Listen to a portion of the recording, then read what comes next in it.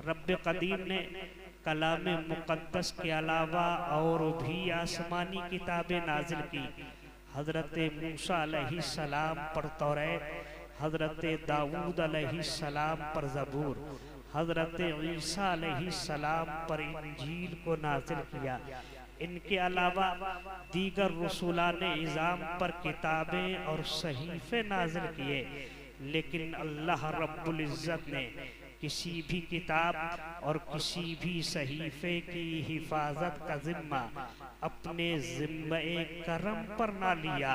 यही वजह रही कि उन कुतुबे समाविया में, उन आसमानी किताबों में तरमीमो तब्दीली, तगय्युरो तबद्दुल, परिवर्तनो चेंजिंग होता रहा। लेकिन जब बारी आती है आमना के लाल की, जब बारी आती है दोनों जहां के मालिको मुख्तार की, जब बारी आती है मदीने के ताजदार की, रब्बे कदीर ने कलाम मुक़द्दस मुस्तफ़ा जाने रहमत पर नाजिल करके अपने प्यारे हबीब से इरशाद फरमाया, इन्ना नहनु नज़्ज़लना ज़िक्रा व इन्ना लहू लहाफ़िज़ून। ए प्यारे, हम ही ने इस कुरान मुक़द्दस को नाजिल किया है और हमारे ही ज़िम्मे करम पर इसकी हिफाजत है। अरे मियाँ, जिसको अल्लाह रखे उसे कौन चखे, जिसका मुहाफिज परवरदिगार हो, जिसका निगरां परवरदिगार हो, जिसका निगहबान परवरदिगार हो, तो दुनिया का कोई भी माई का लाल, दुनिया की कोई भी मादी ताकत उसे नहीं मिटा सकती है। ये तो खामा खाई की बात रही कि फला सूरत को निकालो, फला आयत को निकालो, फला रुकू को निकालो, फला पारे को निकालो, फला सूरत को निकालो। ये सूरत और आयत और पारे को निकालने की बात अलहदा रही। अगर पूरी दुनिया के कुफार कुरान मुक़द्दस के एक नुक्ते को मिटाना चाहें तो पूरी दुनिया के कुफार तो मिट सकते हैं, लेकिन कुरान मुक़द्दस का एक नुक्ता नहीं मिट सकता। और क्यों कर मिटे? इसलिए कि इसकी हिफाजत का जिम्मा रब्बे कदीर ने अपने जिम्मे करम पर ले लिया है। आओ देखते हुए चलते हैं। विलायत की सरजमीन से एक अंग्रेज चलता है, बम्बई की सरजमीन पर पहुंचा, उसने कुरान के नुस्खों को जमा करना शुरू कर दिया, कुरान के पारों को जमा करना शुरू कर दिया, कुरान की आयतों को इकट्ठा करना शुरू कर दिया। उसकी मुलाकात एक आशिक रसूल गुलाम मुस्तफ़ा से होती है। आशिक रसूल गुलाम मुस्तफ़ा कहता है, मियाँ तुम कौन हो, कहाँ से आए हो? इंसान बोलो तो सही, तुम कौन हो, कहाँ से आए हो? कुरान के नुस्खों को क्यों जमा कर रहे हो? कुरान के पारों को क्यों जमा कर रहे हो? कुरान की आयतों को क्यों इकट्ठा कर रहे हो? तो इस इंसान ने कहा था, ए इंसान, मैं विलायत का रहने वाला हूँ, मुझे विलायत के हाकिम ने भेजा है, विलायत के बादशाह ने भेजा है, विलायत के ताजदार ने भेजा है, विलायत के किंग ने भेजा है। ए इंसान, हमें इस्लाम और मुसलमान को मिटाना है। इस्लाम और मुसलमान को मिटाने के लिए पहले कुरान को मिटाना पड़ेगा। इसलिए इस्लाम और मुसलमान का दारो मदार कुरान मुक़द्दस पर है। अरे जब कुरान मिट जाएगा तो इस्लाम और मुसलमान मिट जाएगा। गुलाम मुस्तफ़ा ने इतना सुना, रोबो जलाल की लकीरें गुलाम मुस्तफ़ा की पेशानी पर नुमाया हो जाती है। गुलाम मुस्तफ़ा बोलता है, इंसान तू भी पागल है, विलायत का भेजने वाला हाकिम भी पागल है, विलायत का भेजने वाला कायद भी पागल है, विलायत का भेजने वाला बादशाह भी पागल है, विलायत का भेजने वाला राजा भी पागल है। ए इंसान, तू कुरान पाक को इकट्ठा करके अरे भारत के कागज से तो मिटा सकता है, मगर उस कुरान को कैसे मिटा सकता है? अरे जिस कुरान को मदरसे के तालिबे इल्मों ने अपने सीनों में महफूज किया है। अरे गौसिया मसलक के आला हजरत अज़मत कुरान। मुसलमान, यह है कुरान, यह है कुरान की अज़मत, यह है कुरान का एजाज। यह है कुरान का कमाल। मुसलमानों, अगर कोई इंसान अपने बच्चे को हाफिज कुरान बनाता है तो सरकार इरशाद फरमाते हैं, सुनो, अल्लाह रब्बुल इज्जत उसके खानदान के 10 अफराद को मुआफ फरमा देता है। अल्लाह अकबर। वहीं पर नबी कौनैन इरशाद फरमाते हैं, मन हाफिज़ल कुरान व अमिला बिही व उल्बिसा वालिदाहु ताज यौमल क़ियामा वहुहु कज़ौ शम्स।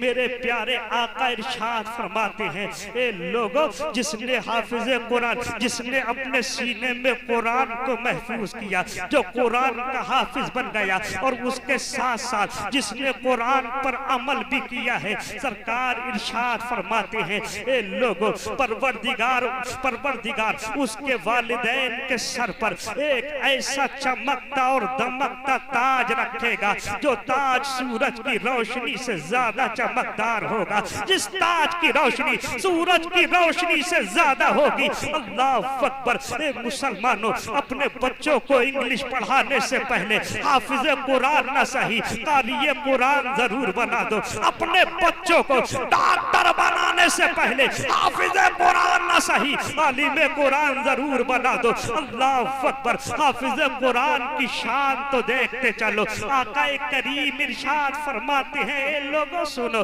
मुस्तफा जाने रहमत इरशाद फरमाते हैं, हाफिज कुरान जब इस दुनिया से जाता है, हाफिज कुरान को नहला धुला कर कफना दिया जाता है, नमाज जनाजा हो जाती है, हाफिज कुरान को कब्र में उतार दिया जाता है, तख्ते लगा दिए जाते हैं, मिट्टी को डाल दिया जाता है। हाफिज कुरान के ऐसा अकरबा अपने अपने घरों पर आ जाते हैं। अल्लाह के कायम करदा फरिश्ते मुनकर नकीर आते हैं, हाफिज कुरान को उठा कर बिठाते हैं, हाफिज कुरान से पूछना चाहते हैं, हाफिज कुरान से सवाल करना चाहते हैं, हाफिज कुरान से मालूमात फराहम करना चाहते हैं, हाफिज कुरान से पूछना चाहते हैं, तो कुरान, हाफिज कुरान और फरिश्तों के दरमियान हाइल हो जाता है। हाफिज कुरान फरिश्तों के कुरान हाफिज कुरान फरिश्तों के दरमियान हाइल हो जाता है। फरिश्तों से कुरान कहता है, ए फरिश्तों, मैं इससे सवालात नहीं करने दूंगा,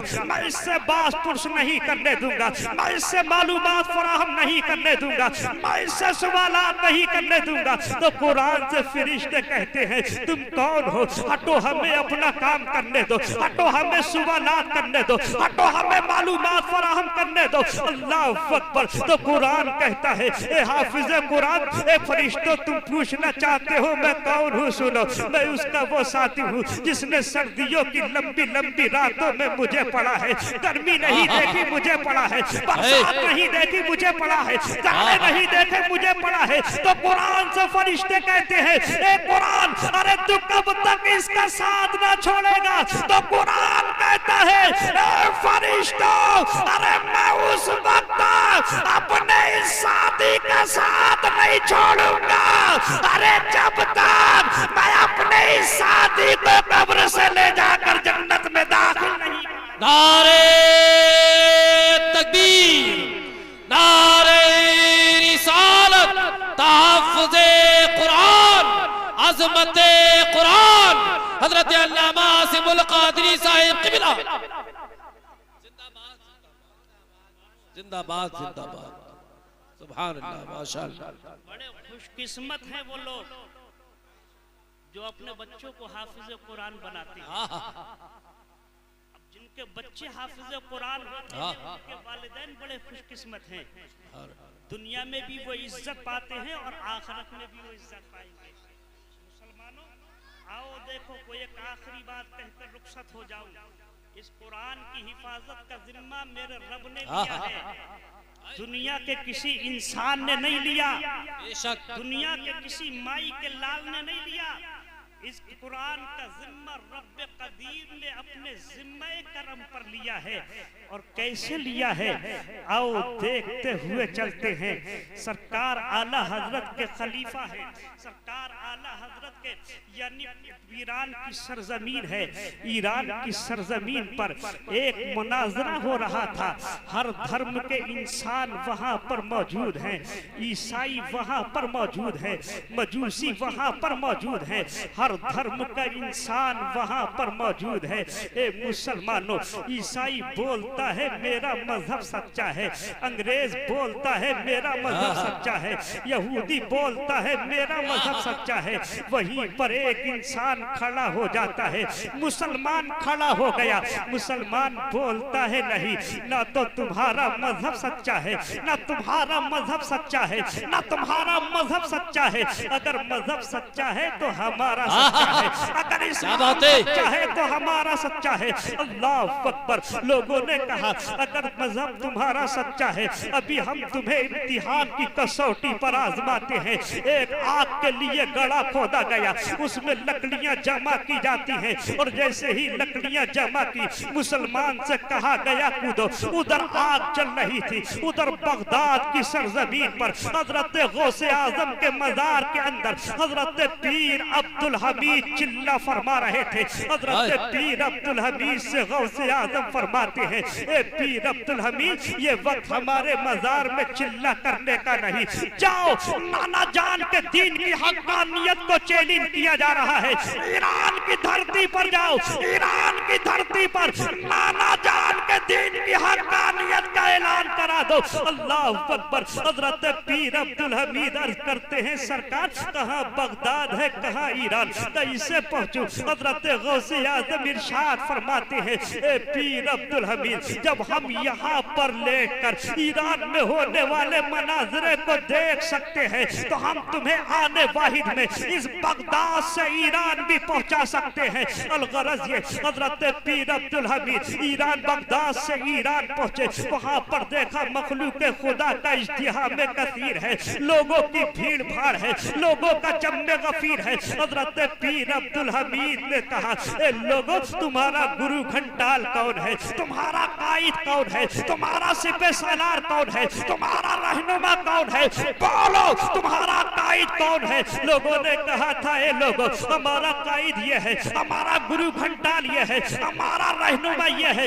हजरत पीर अब्दुल हमीद ने उस कौम बातिल के सिपह सालार की कलाई को पकड़ा था। पकड़ने के बाद फरमाया था, इधर आओ प्यारे, हुनर आजमाए, तुम तीर आजमाओ, जिगर आजमाए। अल्लाह अकबर। हजरत पीर अब्दुल हमीद फरमाते हैं, ए लोगों, हम आग में जाए जले या बचे, हमारे दीन का तो इम्तिहान हो जाएगा, लेकिन तुम्हारे दीन को कैसे आजमाया जाएगा, तुम्हारे दीन को कैसे माना जाएगा कि तुम्हारा दीन सच्चा है कि झूठा है। हजरत पीर अब्दुल हमीद ने इतना फरमाया। हजरत पीर अब्दुल हमीद फरमाते हैं, ए लोगों, हम तुम्हारे कायद को लेकर आग में जाते हैं, आग जिसको जला देगी उसका मजहब झूठा होगा, आग जिसे बचा देगी उसका मजहब सच्चा होगा। हजरत पीर अब्दुल हमीद की बात को कौम बातिल के सिपह सालार ने सुना है। सुनने के बाद उसके चेहरे की झाइयां उड़ जाती है, उसके चेहरे पर पसीना आ जाता है। कौम बातिल का सिपह सालार बोलता है, ए पीर अब्दुल हमीद, आग का काम जलाने का है, आग जला देगी, आग का काम जलाने का है, आग जलाकर खाकिस्तर कर देगी। ए पीर अब्दुल हमीद, तुम जाओ, हम नहीं जाएंगे। हजरत पीर अब्दुल हमीद ने जब इतना सुना, हजरत पीर अब्दुल हमीद फौरन फरमाते हैं, ए इंसान, तो तू हमारे मजहब के सच्चाई का ऐलान कर दे, हमारे मजहब की सदाकत का ऐलान कर दे, हमारे मजहब की हक्कानियत का ऐलान कर दे। हजरत पीर अब्दुल हमीद ने जब इतना कहा, कौम बातिल का सिपह सालार खड़ा होता है, इस्लाम की हक्कानियत का ऐलान करता है, इस्लाम की सदाकत का ऐलान करता है। लेकिन हजरत पीर अब्दुल हमीद सोचते हैं, बड़ी जालिम कौम है, बड़ी जाबिर कौम है, बड़ी मौजी कौम है, हो सकता है मेरे जाने के बाद मुशिगाफिया करे, मेरे जाने के बाद जबान दराजिया करे, मेरे जाने के बाद अपनी जबानें चलाए। इनका एक मौलवी आया था जो अपने इल्मी सरमाए की बुनियाद पर अपने दीन की सदाकत का तो ऐलान करा गया, लेकिन यही इंसान आग में क्यों नहीं कूदा? हमने आग को रोशन किस लिए किया था? अल्लाह अकबर। हजरत पीर अब्दुल हमीद रज़ी अल्लाह ताला अन्हु, अल्लाह का शेर, मर्दे कलंदर, आग के अंदर छलांग लगा देता है। हजरत पीर अब्दुल हमीद पूरे 35 मिनट आग के अंदर कयाम पजीर रहे और 35 मिनट के बाद बाहर तशरीफ लेकर आए। लोग हैरान हो गए। लोगों ने पूछा, ए पीर अब्दुल हमीद बच कैसे गए? तो आपने फरमाया, मेरे सीने में इश्क मुस्तफा की लौ जल रही थी, मेरे सीने के ऊपर कुरान मुकद्दस बंधा हुआ था, इस वजह से मैं बच गया। नारे तकबीर, नारे रिसालत, नारे गौसिया, ताफ़ुज़े कुरान कॉन्फ्रेंस, मदरसा अताए आले रसूल।